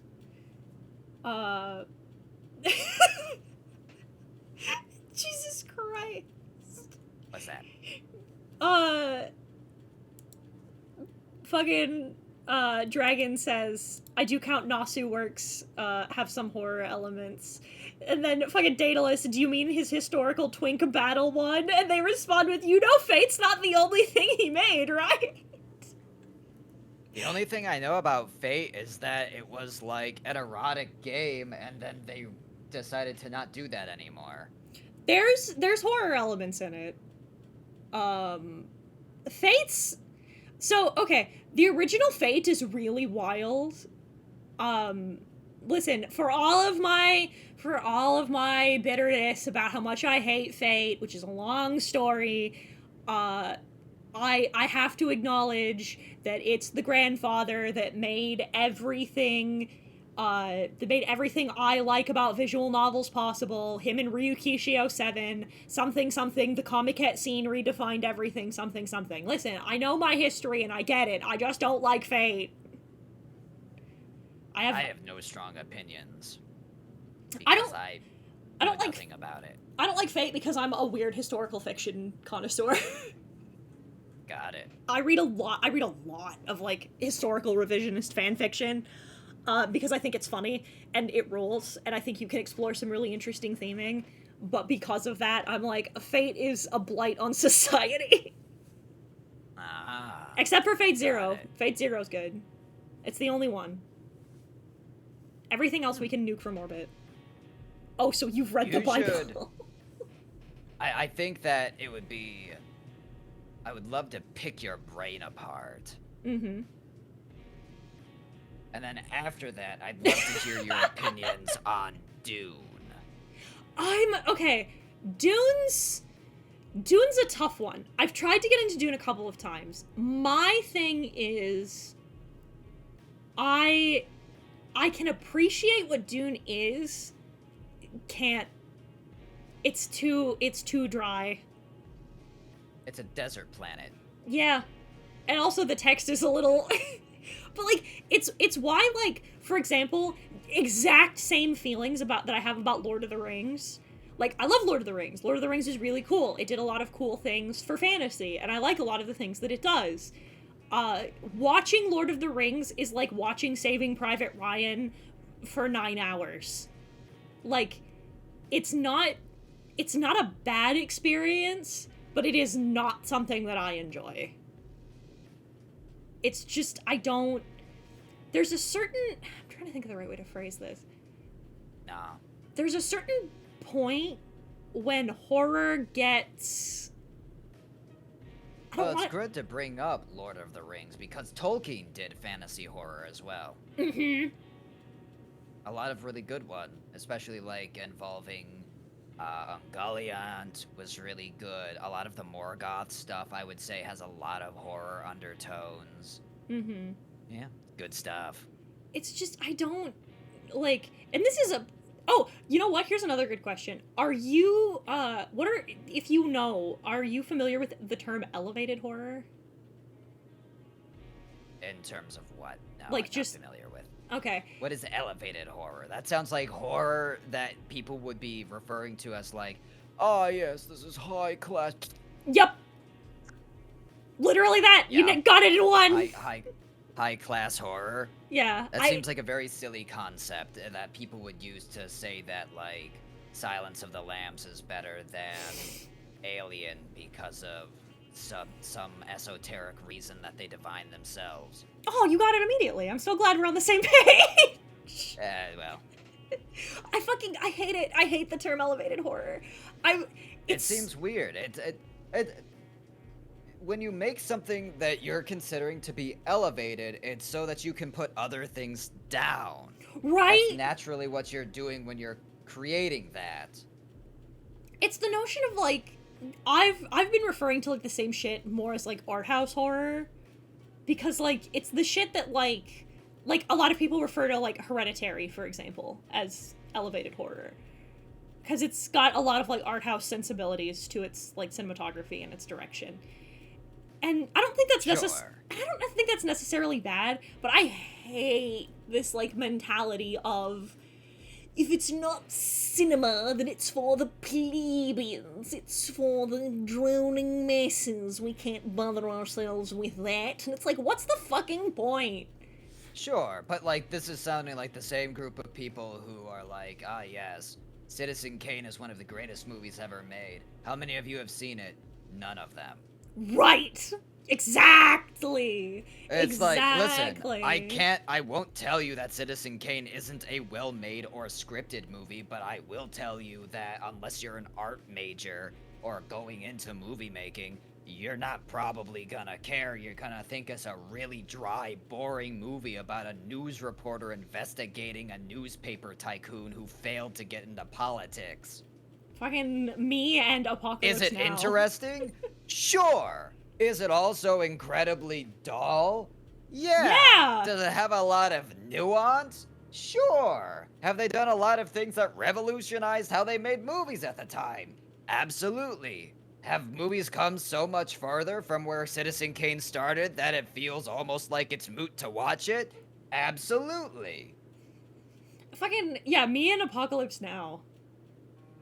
I watched that movie in film, and I was like, this is unpleasant.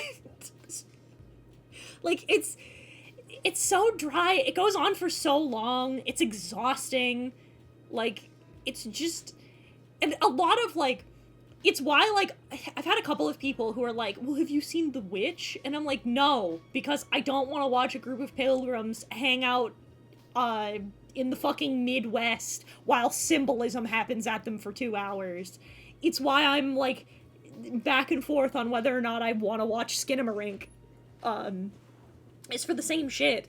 Like, I'm sure Skinamarink is really cool, but, like, I can't, like, I'm gonna watch his, the creator put out a short film on YouTube, it's called Heck, and it's the same general vibe.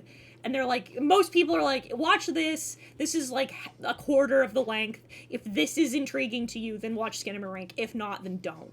And I'm going to have to. Because, like, it's so boring. It's so boring. I hate you, Oscar bait horror. It's the worst. It's the worst. Fucking... Go watch Malignant instead. God, Malignant was so good. It's so fucking funny. I have never seen a movie so confident in itself that it put in its own Doom soundtrack. Yeah, fucking Have a whole action scene where the monster is fighting 57 cops at once. so good. The fucking is the witch different from? No, I'm talking about the witch. That's exactly what I'm talking about. It's like I don't like Malignant's great. I don't like. Just make a movie that's fun. Right, like even like Hereditary is a wonderful. It's one of my favorite horror films. It's amazing. It's absolutely beautiful. They do great shit, and the suspense and the acting is amazing. But I get if you're not a fan of like slower psychological horror, that would turn off a lot of people. I can't get into anything that has a witch in it. I am like so unenthused by like evil woman magic caster creating problems, doing evil shit at you. Dear goodness, this woman has power and is utilizing it to get what they want. Whoa! God forbid women have hobbies. God forbid women have hobbies under the patriarchy. Good for her. Good for her. Good for her. You get that goat.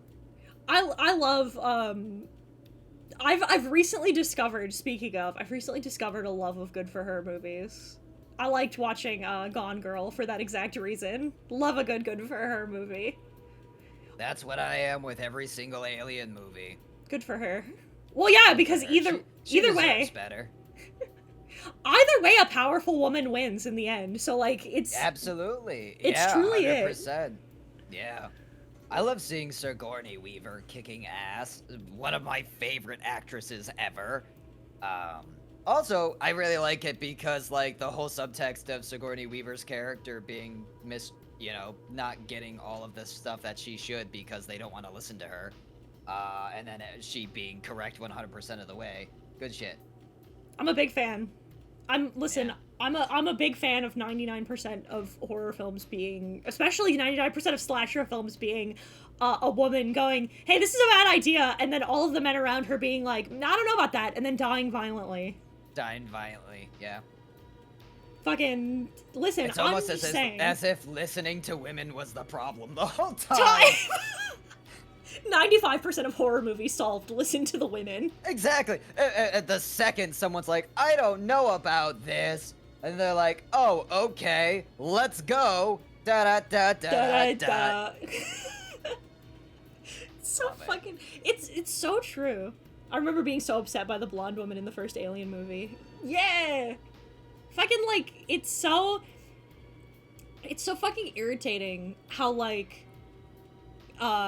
it's why I'm a big fan of Good for Her movies in particular, is because it subverts the constant thing of women being victimized in horror for no reason. Which is, it's its own whole ass thing. Sometimes a movie can utilize it as like a message, which is great. Mm-hmm. Other times they just do it because it's easy to make, I guess, a woman look weak in cinema. Lame. Fucking, did you see, have you seen Don't Worry, Darling? No. God, that movie's awful. That movie's so bad. One subsect of horror movies I can't get into is ghost-based horror movies. You not a ghost guy? What happens when a ghost kills you? If it's not you immediately going into the ghost realm and fighting that ghost, I don't care. You know what? I agree. I want to be able to pushed me down the stairs and I fell to my death. Round 2, bitch. Bring it on. God, I wish there were more ghost movies. I didn't hear no bell. I wish there were more ghost movies. I would love, you know what I'd love? I'd love a ghost movie where the ghost kills the protagonist in the first 5 minutes, and then the protagonist's ghost haunts the first ghost. It'd be amazing. In fact, I don't remember the name, but I remember that being the idea of a few movies.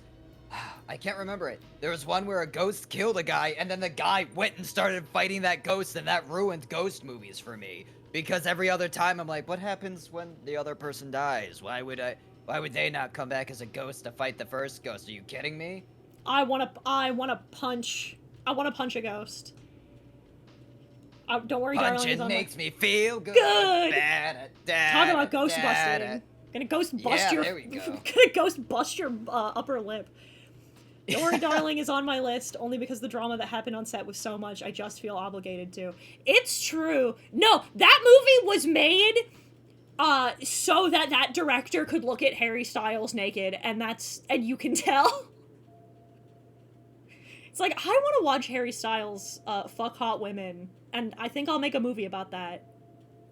And then lie. Oh, oops, I cast myself as one of the Oh, no, what? Oh, no, what? I guess you'll just have to smooch me. I guess so. How do you feel about Ghostbusters? Yeah, I love Ghostbusters. I like all of the Ghostbusters. I even like the second Ghostbusters that people don't like. I think it's super fun. I think it's really cute. I love Ghostbusters. Yeah, busting, in fact, does make me feel good. Fucking, I'm a big fan of, like, paranormal movies, but, like, it does, there's a bit, the perfect encapsulation of, like, my frustration with ghost movies, because I love them, is in I think it's the third Paranormal Activity movie, I think. Is it the third or the second? Is that when they started going away from using the camera style? No, it's the one in the house. It's the one in the bigger house. The one in the mansion. Oh, I see. There is a bit, unironically, where the dad is watching, because the daughter, once again, nobody listens to women, the daughter shows him the footage of her being locked out of the house and then of something moving and levitating the baby. But he only watches the footage of her getting shut out of the house, and he goes, and that's a gust of wind that closes the door, and she's like, what the fuck are you? And I'm like, this is like a 10-pound oak door! What fucking hurricanes are you having? Yeah, well, it's because those movies, they end up getting to a point, I think, M. Night Shyamalan did it with one of his horror movies, which is, They put in a character who's supposed to be the annoying audience surrogate who points out the flaws in movies. They take themselves too seriously. So fucking... that's why in one of the later ones, there's a great bit where the husband is like, I don't know what you're talking about, it's gonna be fine. No, it's the wife who's like, you're insane, this isn't happening, it's gonna be fine. And then she goes, after having this conversation, she goes into the kitchen, and the entire knife block's worth of knives falls from the ceiling and sticks in the table. There is a hard cut, and she and the family are in the car! That's really good. And I'm like, that's it! Yeah, no, that's the vibe! It's like, once horror you hit... comedy I'm leaving. is incredible. Horror comedy's great! I love horror. Yeah, Evil Dead. I see a few people have asked about Evil Dead tonight. Evil Dead's one of my favorite examples of horror comedy, next to Tremors. I love Tremors. Some people like Critters, some people like Gremlins. I didn't find Gremlins that funny for myself, but I also think Gremlins is a great introduction to horror for children as well. You're talking about... on the age, that's like older kids you, now, in my you ignore Mortis. Mortis doesn't want to contribute to the conversation. He just wants to fuck young Bruce Campbell. Yeah. Which, I mean, is fair, but it's not the topic of discussion right now. Why not? You know what? You're right. I feel like that's our fault for not making that the topic of discussion. I would like to formally apologize to all of the living individuals in this stream for us not fucking talking Bruce about Campbell. us not talking about how fuckable Bruce Campbell is. Absolutely. Would you fuck Ash Williams with the chainsaw? Like, as a strap-on? Sure. No, I mean, like, if he has it as a hand. Yeah, I'm not concerned about guts. I mean, I'm a little worried about that. I feel like it'd be unpleasant. Well, how is Ash using it? I mean... Is Ash stroking your head with it? I mean, what... I would imagine it would just be, like, off to the side, or he would swap out the hand for something that vibrates. I don't know. I feel like there's other options there. If you put a chainsaw there, you can put something to, improve You can do my mood. something. Everything I do is motivated by my dick. I know it's not, but I know about your insatiable lust for Bruce Campbell. Don't start with this! Don't start with this. What's Gremlins that? is my favorite Christmas movie bullshit again. I'm not doing this. I'll lose it. This is gonna be it. I swear to God. You don't like Gremlins as a Christmas movie? I hate it here. This is ridiculous. I'm not having the Christmas. That's not the criteria for a Christmas movie. I'm not having this debate again.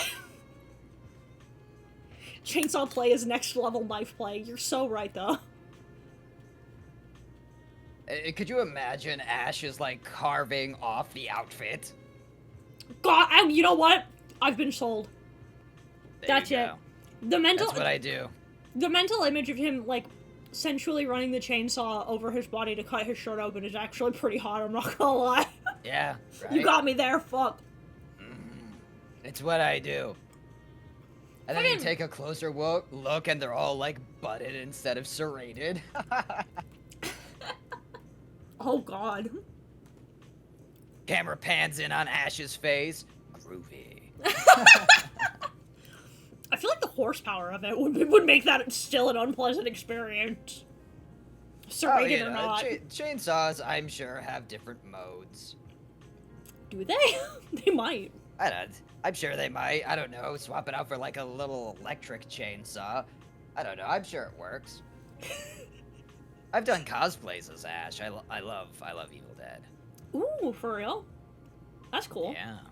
I cosplayed as James Sunderland once, protagonist from Silent Hill 2. There you go.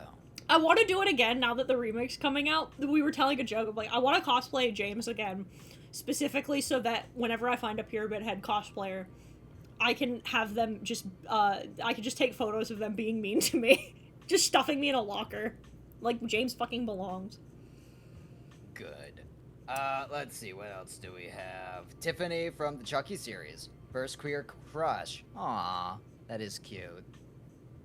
Understandable. At least when she's human. What, like, are you crushing on Jennifer Tilly, or are you crushing on what? You can't handle a doll.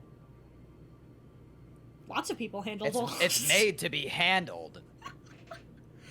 It's your opinion on. I've never seen When Evil Lurks.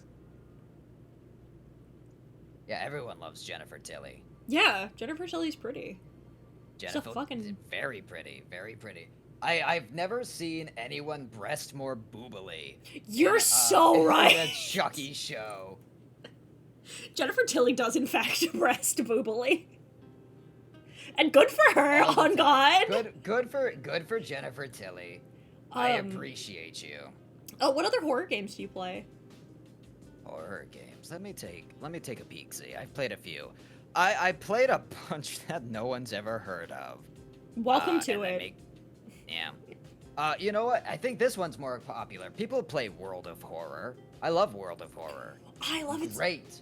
It's on my list. It's so cool. I love the aesthetic of that. It's so good. So good. Junji Ito, I really like Junji Ito's horror in of itself. Just all the time. Junji Ito, I think, is to horror as Miyazaki is to whimsy. You're so right. And like Don Bluth. Have you seen the meme of the creator of fun and whimsy, and it's Hayao Miyazaki talking about how fucking exhausted and miserable he is all the time, and then the creator of horror, and it's fucking Junji Ito being surrounded by cats. His cat or something. Yeah. Yeah, Junji Ito is such a big sweetheart too. I love that. And then like Miyazaki's got his own shit going on. Fucking. Let's see.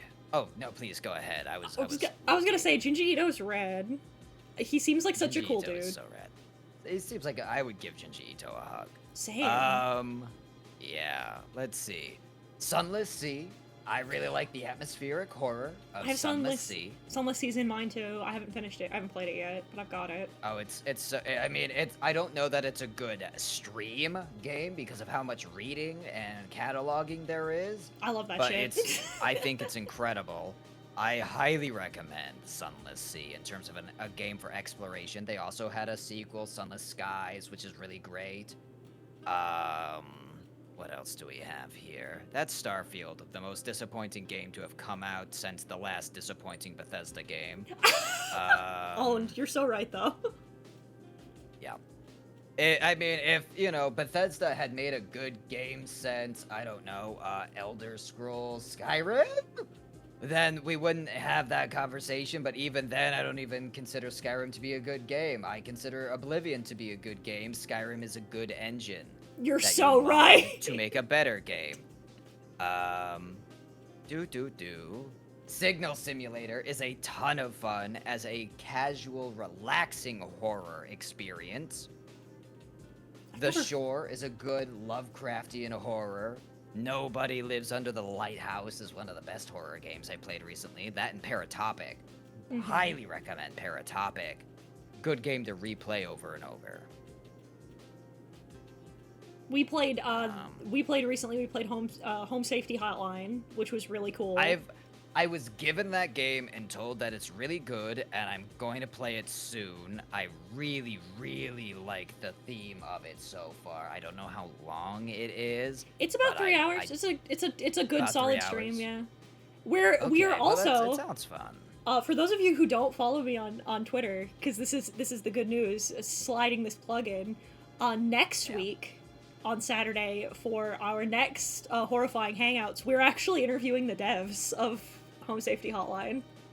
Aw, that's fun. That is so fun. I would consider Oddworld to be a horror adjacent. I keep hearing people talk about Oddworld. It's fun. I think it's just weirdly enough that it. Dredge is cute. Fallen London mentioned. Yes, I love Fallen London. I fucking love Dredge. Fallen London was the game that. Yeah, Dredge is great.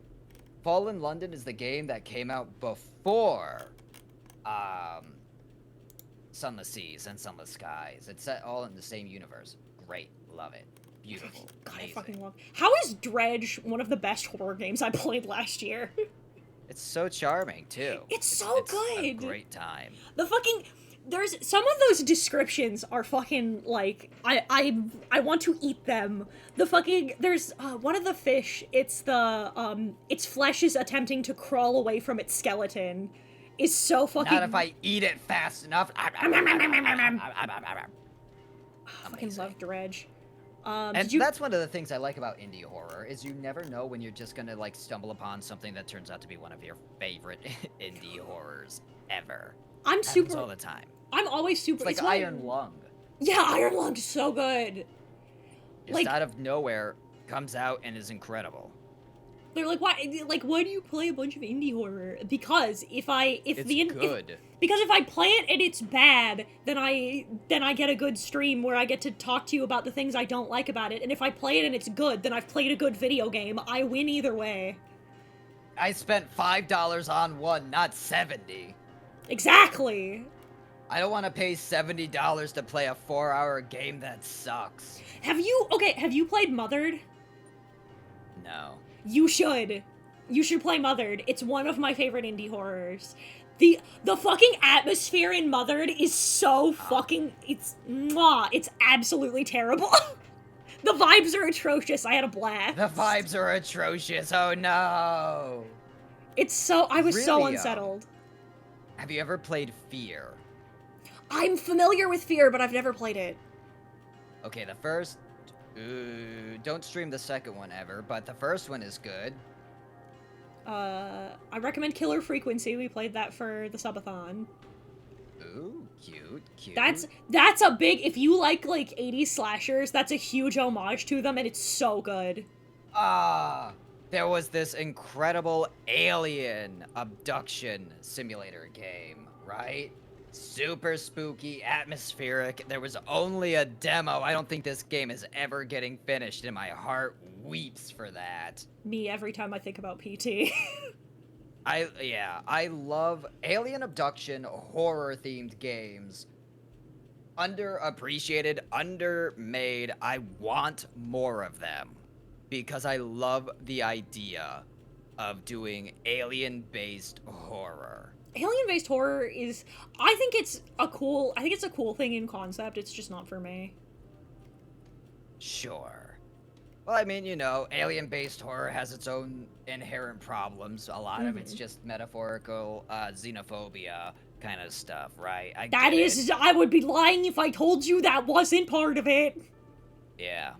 Demonologist was cute.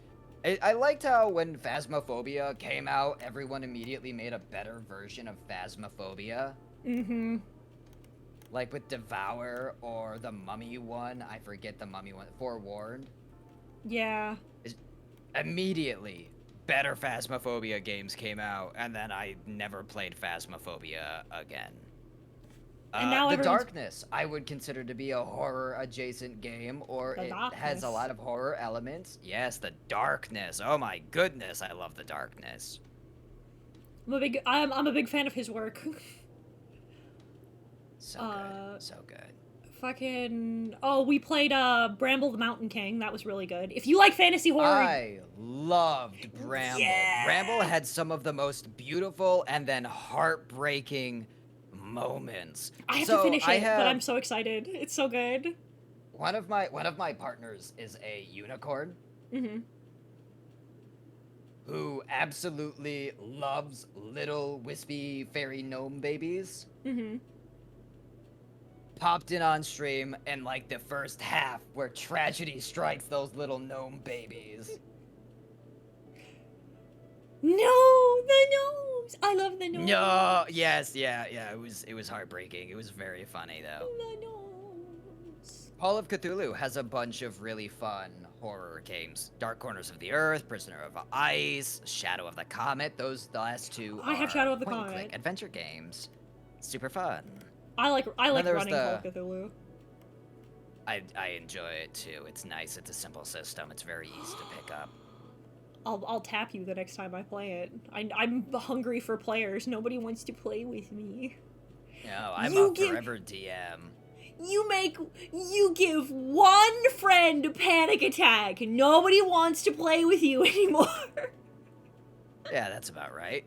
In fairness, I didn't do it on purpose. And we braked as soon as he was like, "Hey, I'm having like heart palpitations and I'm shaking and sweating. Can we take 10?" I'm like, "Yeah, do you need to step out?" And he's like, "No, I'm having a blast. I want to finish. I just need a second." Yeah. And I'm like, "Well, it's a sign that I'm doing what I'm supposed to be doing, but also like if you need to step out for your mental health."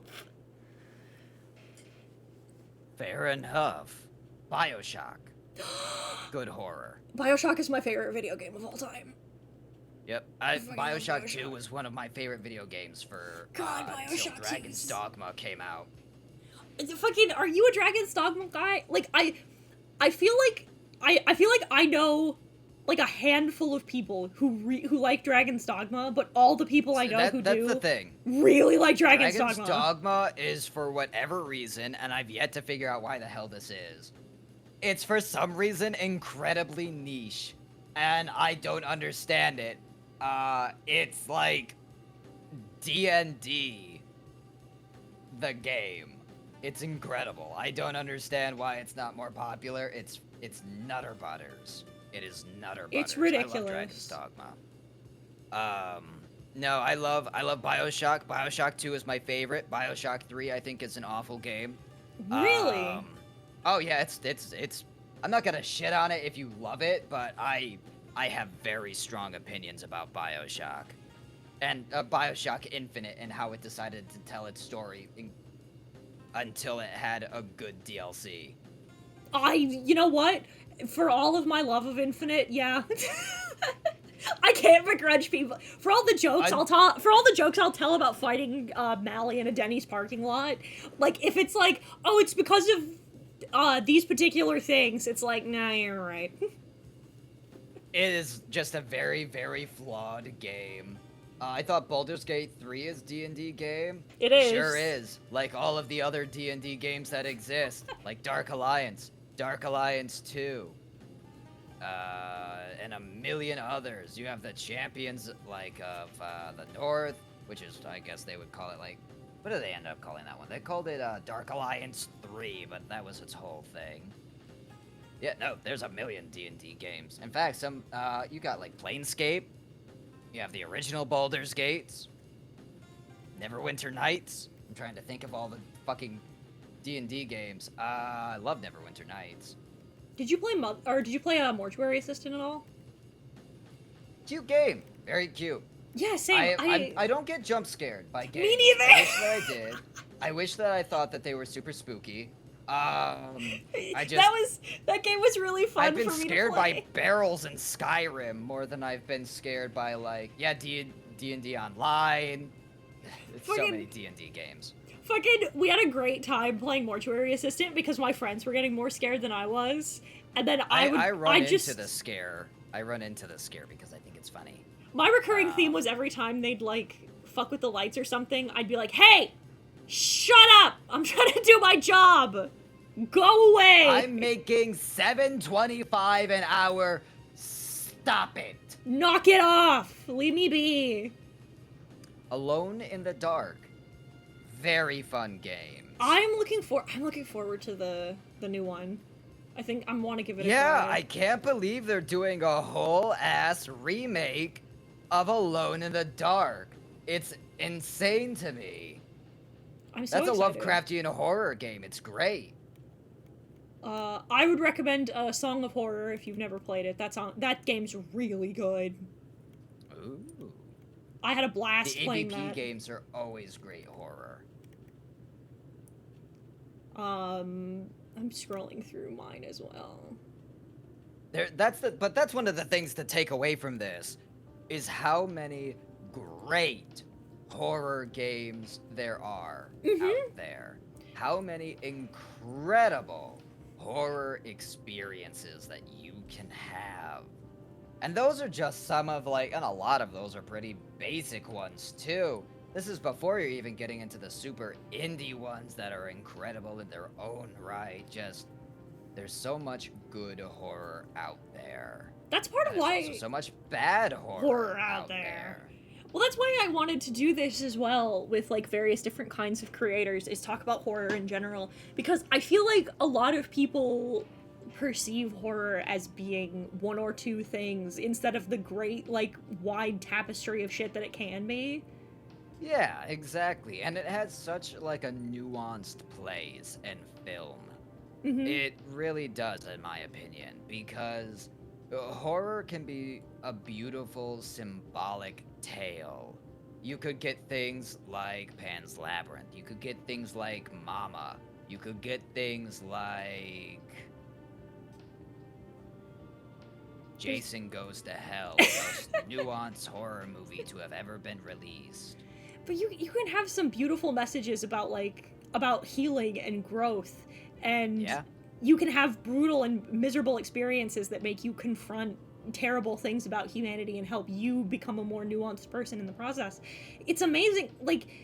You can do all kinds of shit. Or it can be none of that, and it can just be a goofy, gory time. Or, I was about to say, or you can... Susie! Hello, Susie! I've been raided! Hello! Hello there, my lovely Legionnaires. I am Heat Mitsuru. I'm your friendly Eldritch Abomination VTuber. I'm a variety streamer. I draw, I play video games, and today we are doing the first episode of Horrifying Hangouts. I am here with Amandol, and we're talking spooky shit, and we were just talking about how horror can be all kinds of cool shit. Yeah. You can have all sorts of I think that I'm always another reason I wanted to do this is because I feel like a lot of people find horror very unapproachable. For a lot of reasons, right? Sure. And I feel like there's all kinds of gradients to where if you're a big baby who gets scared easy, there's all kinds of things you can interact with that are not as grotesque or horrifying, things that are easier to parse to start you out if it's something you're genuinely interested in, or even if it's something you want to partake in casually. I think that completely isolating yourself from it you lose out on so much amazing, beautiful art. Sure. And I think that, like, and even if not, you're losing out on some great, funny, like, tremendously great experiences. Like, there's all kinds of cool things you can do with horror and experience with it, and I want that barrier of entry to feel a little lower, I guess. Well, I think it is low, Mm-hmm. but I think that the information on horror is what's lacking. Like I said before, there's a lot of really excellent horror that's made for children or directed towards children or younger audiences. That's a really good way to naturally get into horror. Things like Over the Garden Wall, Courage the Cowardly Dog. Even sometimes that Call Me Sans from Undertale again, do it. I dare you. Holy shit, is that Sans Undertale? I can see your browser history. So there's so much for horror that is entirely able to get into, and that's before we even get into analog horror on YouTube, for example, right? Which is very accessible and it can be very safe to enter into if you don't like horror. Fellfire, The just Gemini home entertainment entertainment can be a little spooky, right? But I personally never saw it as being so scary that it was unapproachable for people who don't particularly like horror. yeah. The Thing, one of my favorite horror movies ever, but I also think that one's pretty up there for how scary can get. I think that there's, like, So yeah. that's like a high end thing, I think. There's a lot of stuff like I think that Gemini home entertainment, it's why it's one of the first things that I introduce as many people to as I can, is because I feel like it's spooky, but it has a lower barrier of it's Sure. easier for you to watch as somebody who is for people who are big babies, as opposed to something like Greylock, which I really like, but Greylock goes some places and does some things. So, like, or something like Marble Hornets, for example, isn't for everyone because A, it's long, and B, because its nature of, like, slow, realistic adoption really fucks with some people because it does feel so Sure. real. So, like, having something that has a harder separation is great. And, like, internet horror is at the best place it's fucking ever been. A lot of people are like, oh, fucking YouTube horror is cringe. It's like, no. Internet horror is at the best place it's ever been, ever. There's hundreds of wonderful, talented creators sharing some really cool stuff. Like, fucking, for example, fucking June Archive is one of the most fascinating things I think I've ever fucking seen, where it's an entire fucking digital horror series about Flipnote Hatena dying. Like, people are so inventive and doing such cool shit at such, like, different levels that there's never been a better time. It's amazing. Yeah. And, there's so many different things you can get into as well. Mm-hmm. So many. So many. You can find your niche, find the things that you personally enjoy. You know better than anyone else what your yucks are. And if it really comes down to it, and if you're like, I want to get into horror, but I get scared really easily, sit down and write a list. Like, what are these things that really get you? And then once you have a list, you have a visible way to represent what you don't like, things that you can kind of sort through. Mm-hmm. I mean, so not great. everybody's expecting you to immediately jump into Mad God, you know? Yeah. And if they are, they're an asshole. Don't pay attention to them. If somebody's trying to force you to do something you don't like, they're not a good person. No, what are you talking about? If you don't start with a Serbian film, then you're a bitch. Fucking Jesus. Silly. I've seen people who unironically say shit like that. I know, I do too, but there's also people who unironically think that Starship Troopers is just a cool action movie. So, understanding film nuance is difficult. God, you're Yeah, so learning your right. triggers. Learning your triggers is really important. 100%. Understanding what it is that kind of bothers you and taking that time for that self-exploration is really important. It'll make sure that you have a much more comfortable and like reasonable time. I mean, one of my first experiences with horror is one of the reasons why I don't watch anime anymore was because somebody thought it would be a funny idea to show me oh hell. Higurashi when they cry when I was like a young little lich. That'll Um do it. I yeah, was they're about to like, say, like, "Hey, what? check out this anime. It's super cute." And I'm like, "Oh, is it? Okay. Well, let's get into this." And first two episode, it makes you think it's going to be a cute little a cute little anime. Nope. A cute little slice of life anime, which is the kind that I like. I want to see a fun little thing, and then they're all murdering each other. Awful. Don't like it.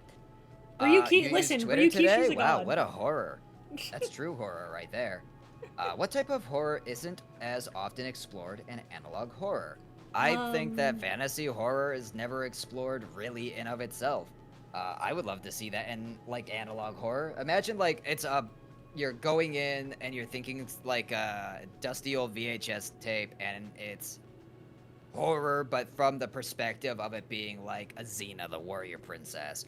That'd be super cool. You're gonna, Doc, you're gonna love Home Safety Hotline. Home Safety Hotline's gonna scratch a bunch of your itches, and I'm so stoked for you. Oh, wonderful. Any recommendations for horror games? Lots. I would say... Go play... Oh, go ahead. No, you first. You're the guest. Sure. I would say the one that I always recommend to people, because it's not abundantly scary, but has great horror in it, so it's a good entry point, is things like No One Lives Under the Lighthouse. I'll never stop shilling this $4 game on Steam. Highly recommend it. My three as of the minute that I chill so hard for are Slay the Princess, which is fucking amazing. I was following it since the beginning of its development, and it lived up to everything I wanted it to be and more. I would recommend Killer Frequency. And please, please play Mothered! Please play Mothered! It's so good! Bioshock and System Shock are both excellent horror. System Shock just got a remake if you don't want to be going into and doing, an older game. System Shock 2, just as good as the day it released. Angel Hair is something that seems up that alley. I watched all of Angel Hair. Angel Hair's great. That's deeply upsetting, and I love it very much. I like body horror, but a gory one. Don't know how to explain it. The horror of transforming into something that is different from you. Ooh, yeah. The Thing. Go play the Thing game. Or, I guess, Among Us? Same kind of theme? Among Us. Among Us? It's Among Us. Body horror shit. Sorry, I really tickled myself with the thought. I would recommend Cooking Companions as well. Oh hell. But that's if you're okay with cannibalism. I do love Darkness Within, point-and-click horror games. Both of them are great. In Pursuit of Loth Natter and The Dark Lineage. Both really, really good horror point-and-click, which is a game format that I really think does wonders in horror. Really, really like it. Limbo of the Lost is super spooky, but that's because it's so fucking bad. I wish Visage wouldn't have fucked itself in its ending, because it was really good until it wasn't. Why couldn't it have just been the Amityville house? That would have been better than its fucking shit tier ending.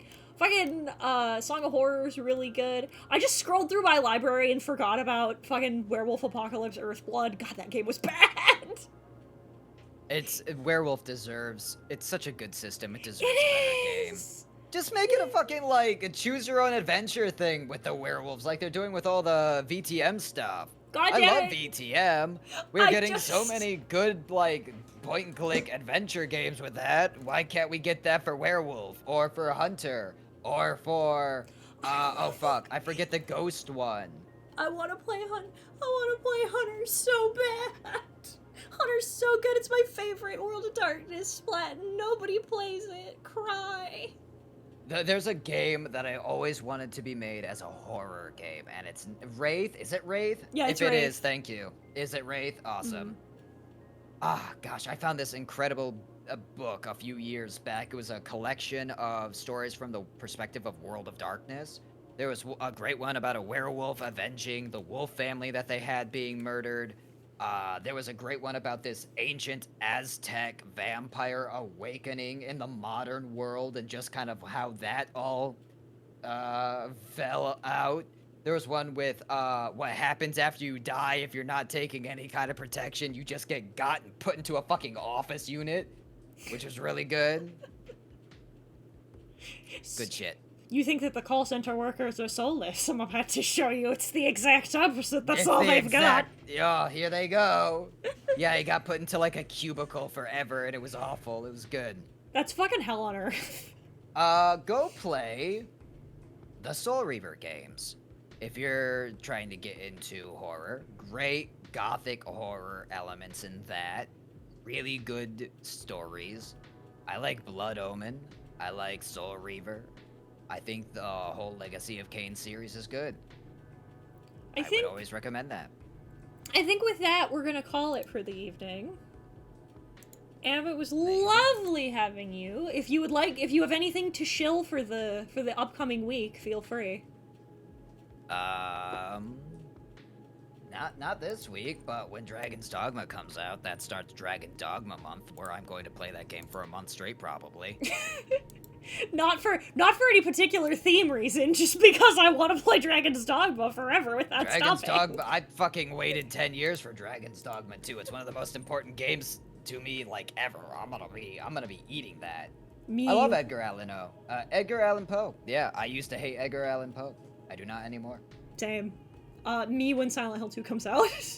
Exactly, yeah. Everybody's got that game that means the world to them. Fucking, we bought a PS5 so that I could play Silent Hill 2. Oh, that's so fun. It's a shame it's not gonna be good. I hope that it is for you. You know what? I do too. I hope I'm wrong. I've never hoped more that I've been wrong. I have never hoped that you were wrong more either. So Monday, so the tentative schedule is Monday we will resume playing Fate Samurai. Wednesday, I don't know what we'll be doing Wednesday or Thursday. I haven't decided yet. And then Saturday, like I said, we'll be talking to the devs of Home Safety Hotline. But for now, I'm gonna send you over to our boy Dr. Crafty.